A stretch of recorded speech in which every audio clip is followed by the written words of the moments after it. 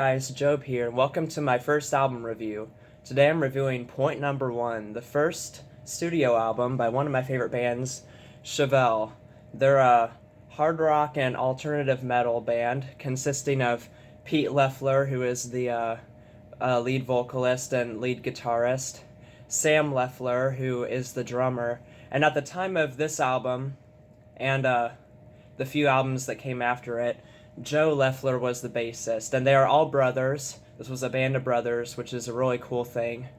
And eventually, after their third album, This Type of Thinking, Joe left. He was tired of touring, tired of writing, all that, and he quit. And Dean Bernardini, who is their brother-in-law, he joined, and he now plays bass. And let me say that I think he is a much better bassist. Before we go any further, you might be wondering why everything looks different. It's because I'm on vacation right now in San Antonio, and this is actually the first YouTube video I'm recording, but this will be my second YouTube video. So once I get home, I'm going to record another video. That'll be my first video. Anyway, just to let you guys know. Anyway, to the review, let's just say that we are not starting off on a very high note of reviews. Point number one is I have very mixed feelings on it, let's just say. The band of brothers, they were just starting out, like, rocking out, they were just doing what they wanted to do, and that's a great thing. But, I mean, this album doesn't do a lot for me. There are some pretty good songs on here. There are some hidden gems. But overall, this is just kind of a mediocre album for me, let's just say. I didn't really fall in love with this band until their third album, This Type of Thinking, which I will get to later. I'm going to do a Chevelle marathon. I'm going to review all their albums, and then I'll move on to another band. But yeah, I fell in love with Chevelle on This Type of Thinking. But this album was the first I listened to all the way, and it did not hook me at all. And then I moved on. Well, we'll talk about that and wonder what's next review. But anyway, this is not the Chevelle I fell in love with. Let's get on to the track-by-track review. I'm going to talk about every song on here. Some of their songs I will do a lyric analysis and talk about the lyrics. I'm not really going to do that much on this album because, I mean, it just doesn't interest me that much. And some of these songs are extremely cryptic, and a lot of their songs are like that, but this album just is really cryptic in a lot of the lyrics. But yeah, let's just get on to the track-by-track review.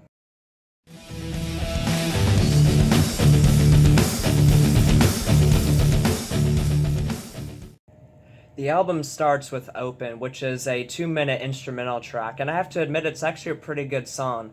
It's instrumental, there's no singing at all on here, and it leads into the next track, Point Number One. But overall, it's a pretty instrumental track. I have nothing else to say, so let's move on to the title track of this album, Point Number One.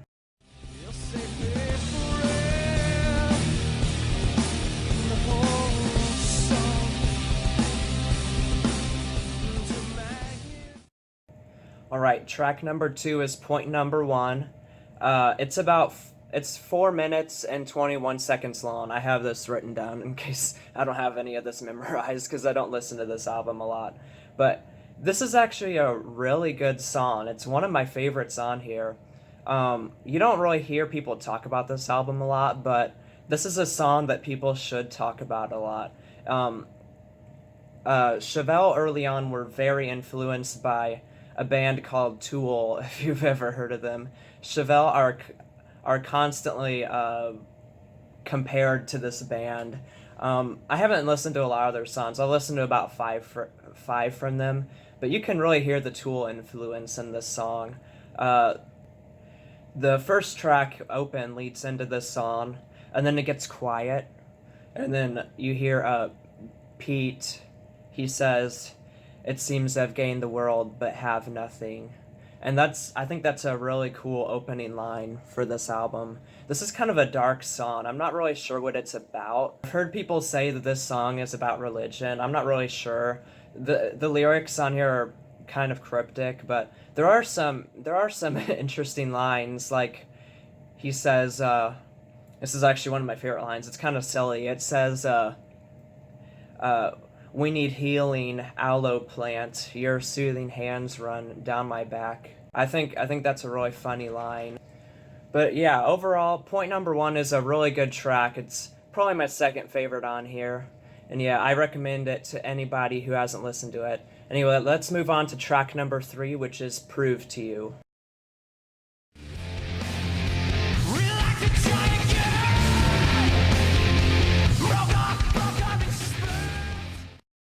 Okay, now we get to track number three, which is called "Prove to You."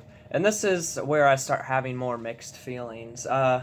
"Prove to You" is probably my least favorite song on here. It doesn't really do anything for me, honestly. I mean, um, it just bores me.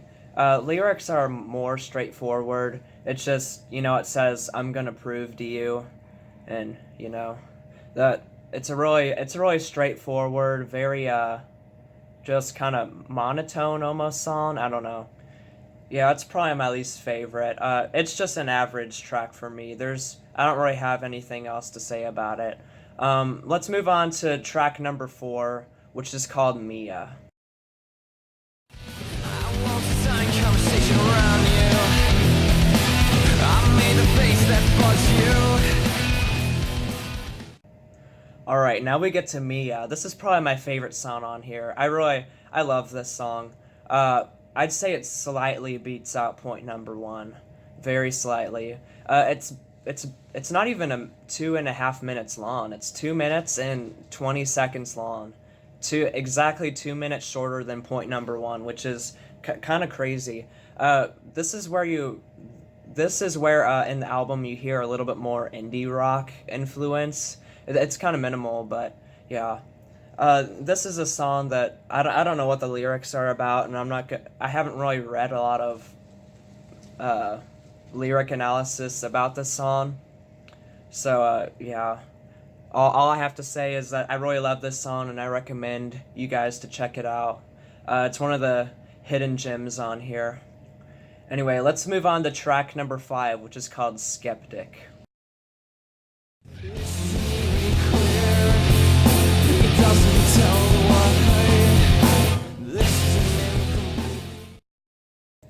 Alright, track number five is called "Skeptic," and this is when I first listened to this album. This is where I started realizing how inconsistent and underproduced this album is. You can really hear it in this song that the production is very minimal. Honestly, it's one of this band's worst production. It was produced by Steve Albini, I think is how you say his name. I don't actually know. Albini, I don't know. He worked with bands like Nirvana in the past, and basically what they did with this album, they just sat down, they recorded it live, and then they just kind of put it out there. They didn't really do a lot with the production. And, some extra polishing, I guess, could really help songs like "Skeptic" on here. But yeah, this is just an okay track. This is another song I don't really know what it's about because I haven't read a lot of the lyrics.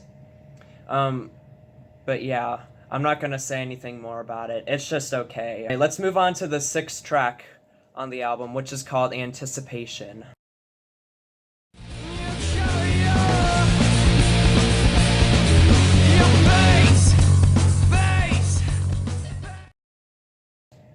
Alright, track number six is called "Anticipation." This is another okay track. I'd say it's slightly better than "Skeptic." It's better than "Prove to You." It's definitely not one of my favorites on here, but yeah, it starts out with a pretty cool guitar riff. I'll give it that, but I don't know. It's just it doesn't do a lot for me. It's okay. I haven't read the lyrics anyway. Every song from here on out, I have not really read the lyrics, so try to figure out what the song is about. So just to let you know, I'm not going to say that anymore because I've already said that, like, I don't know, 2 other times now. So anyway, yeah, "Anticipation" is okay. It's 3 minutes long. It's just what it is. Yeah. Now let's move on to the next track, which is called "Dose." You too, what's left? I don't take request. Track number 7 is called Dose. It's actually a pretty good song. This is where the album kind of it slows down a little bit here. It starts off really slow and soft. I actually have to turn up my head when I do listen to this album. I have to turn up my headphones a lot more to hear it. Uh, and then about halfway, it kind of slowly builds, and then towards the end, it gets like really loud, and then I have to turn my headphones back down. That's something that I don't know if that has to do with production. I'm not an expert on that at all, but that's probably something that they could have done better. Yeah, it's 6.5 minutes long. It's quite long. It's one of the better songs. Uh, yeah, I don't really have anything else to say. I do like this song. I'd say check it out if you want, but yeah.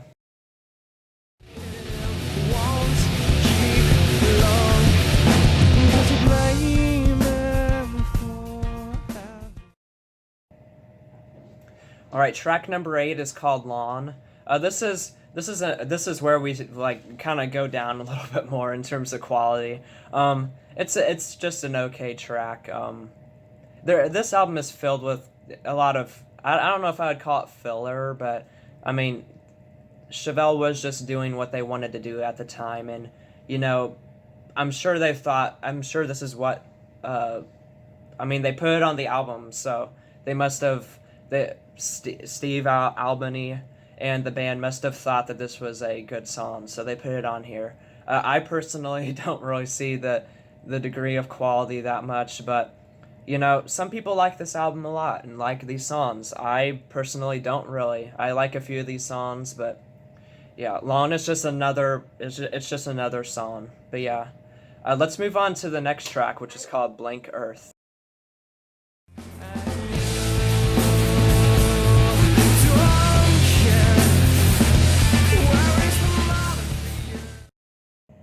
All right, track number 9 is called Blank Earth. This is one of the better songs on the album. I actually kind of like it. I didn't at first, but after listening to it a couple times before recording this section, uh, I've actually come to kind of enjoy it. Once again, I don't know what this song is about, but uh, yeah, it's not a lot of stuff happens musically, but I don't know. There's just something about it that I enjoy, and yeah, I recommend this track. It's honestly one of the better ones. Yeah, it's 5.5 minutes long. It's one of the longer tracks. I'm looking at the track listing. The only song that is longer is Dose, which that's a 6.5 minute track, and this is 5.5 minutes. So, yeah. Anyway, let's move on to track 10, which is SMA. I don't know how to say it.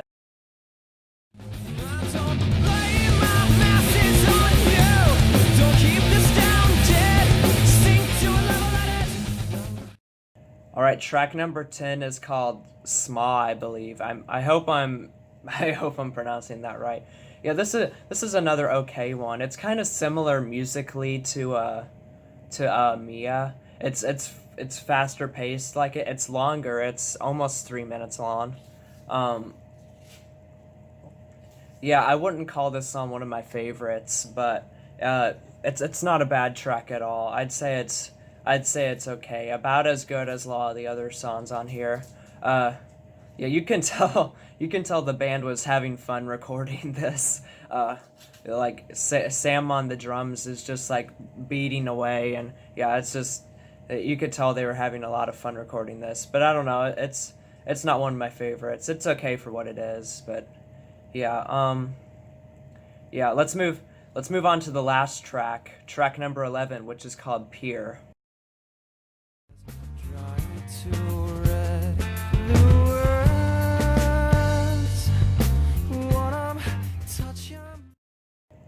All right, the closing track on the album is called Pier.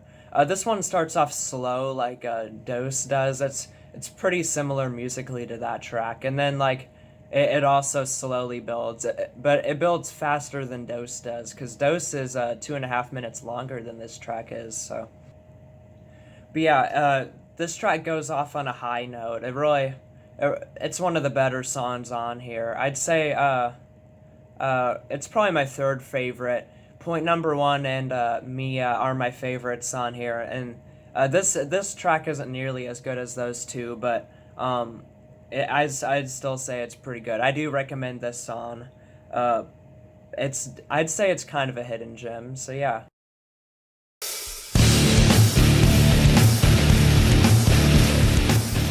That is it for the track by track review section. Now we're just gonna talk about the album as a whole. So as you guys can tell, this wasn't a very positive review. The weakest song on here, I'd say, is "Prove to You." That song's just kind of average for me. I mean, it doesn't do much for me, but every other track is decent at least.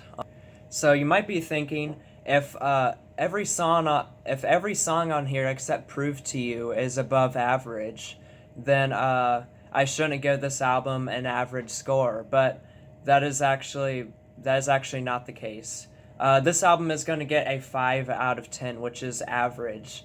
I wouldn't say it's bad or good. It doesn't really do anything for me.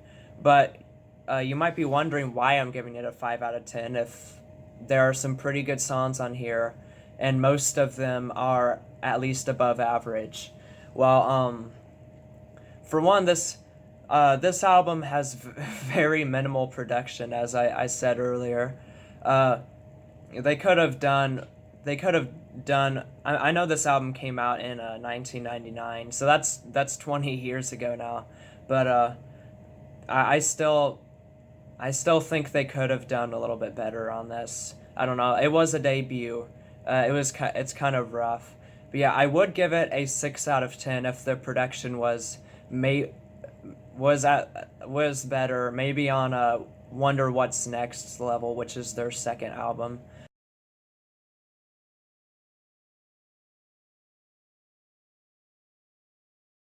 Yeah, that's gonna conclude the review.